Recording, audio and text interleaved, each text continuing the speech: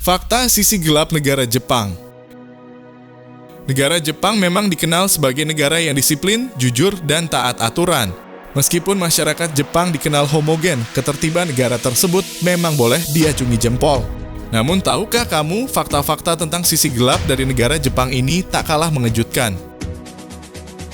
Yang pertama, industri seks. Industri JAV adalah salah satu sisi gelap dari negara Jepang yang mendunia. Kalau kamu tahu Kakek Sugiono, maka bisa dipastikan bahwa kamu pernah menonton film dewasa buatan Jepang atau hanya sekilas cuplikan videonya saja.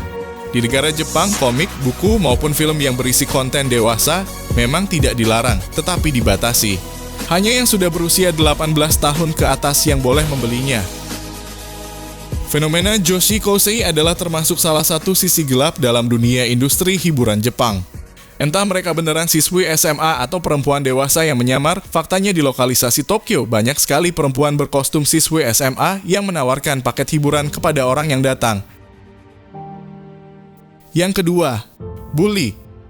Di balik disiplin dan mandirinya anak sekolah di Jepang, ada fakta mengejutkan bahwa hampir setiap anak pernah mengalami bully di sekolahnya, baik verbal maupun secara tindakan. Peristiwa bully ini paling banyak terjadi pada siswa kelas 2 SD.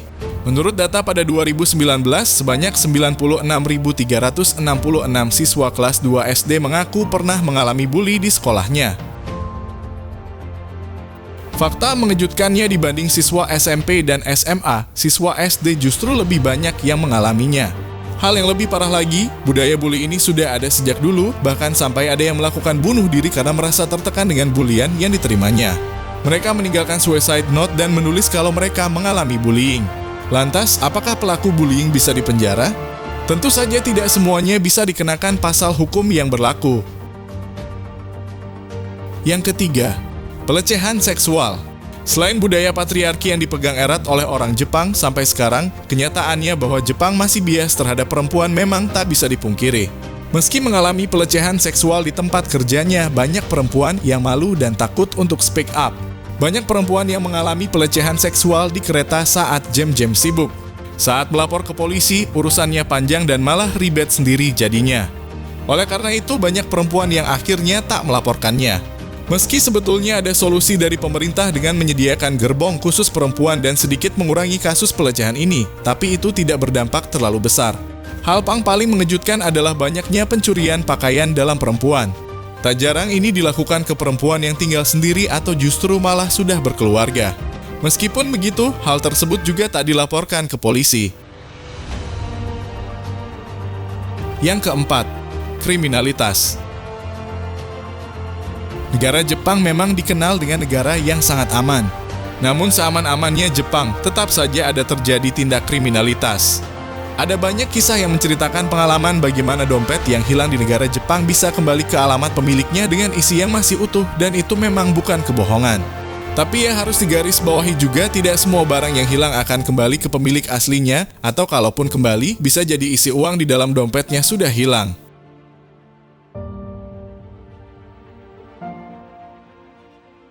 Yang kelima, jaga jarak dengan orang asing. Sebelum merantau ke negara Jepang, kamu harus siapkan mental yang kuat. Memang ini tidak termasuk sikap yang diskriminasi, tetapi orang Jepang memilih untuk jaga jarak dengan orang asing yang datang ke negara mereka. Kalau yang nggak terpaksa sekali, mereka memilih nggak berurusan dengan orang asing. Ini antara mereka nggak percaya diri atau memang tidak mau direpotkan. Atau ya memang dasar orang Jepang itu individualismenya tinggi. Yang keenam, gila bekerja. Sebenarnya kalau urusan kerja, orang Jepang itu terkenal sebagai pekerja keras. Namun di sisi lain, mereka terkesan ambisius dan menggebu-gebu. Bekerja maksimal saat jam kerja itu memang sudah seharusnya, tetapi kalau di luar jam kerja dan nggak dibayar itu bukanlah hal lumrah. Minum setelah kerja atau main golf saat weekend adalah budaya kerja mereka. Oleh karena itu, pemandangan salariman yang tertidur mabuk di stasiun daerah Tokyo bisa jadi hal biasa. Pulang kerja masih berjas rapi jam 1 pagi itu juga biasa. Gak heran sih kalau akhirnya banyak pekerja Jepang yang meninggal dunia karena kelelahan bekerja. Yang ketujuh, gelandangan. Banyak orang yang berpikir bahwa negara Jepang adalah negara maju yang rakyatnya nggak mungkin ada yang miskin. Akan tetapi pemikiran itu hilang saat melihat sendiri ternyata ada tunawisma di Osaka dan Tokyo.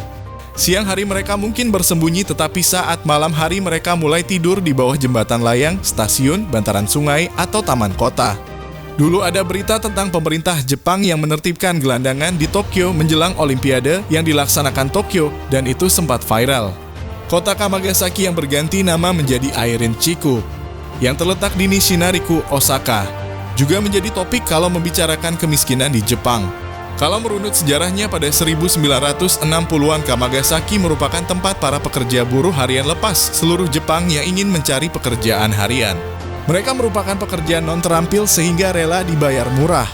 Menurut data pada 2012 sampai 2016 ada sekitar 6.235 tunawisma yang tersebar di seluruh Jepang dan terbanyak ada di Osaka dan Tokyo. Karena sebenarnya di Jepang juga banyak lowongan pekerjaan. Akan tetapi lagi-lagi kalau tanpa keterampilan, tentu saja nggak bisa dipekerjakan. Alih-alih pemerintah Jepang malah mengimpor pekerja asing padahal banyak pengangguran. Setidaknya fakta tersebut mengingatkan kita bahwa di balik indahnya wisata dan majunya negara Jepang, ada sisi gelap yang menjadi persoalan tersendiri. Itulah fakta lain atau sisi gelap negara Jepang yang belum kalian ketahui. Terima kasih telah menonton video ini, jangan lupa subscribe dan nyalakan lonceng notifikasinya agar dapat info terbaru dari kami.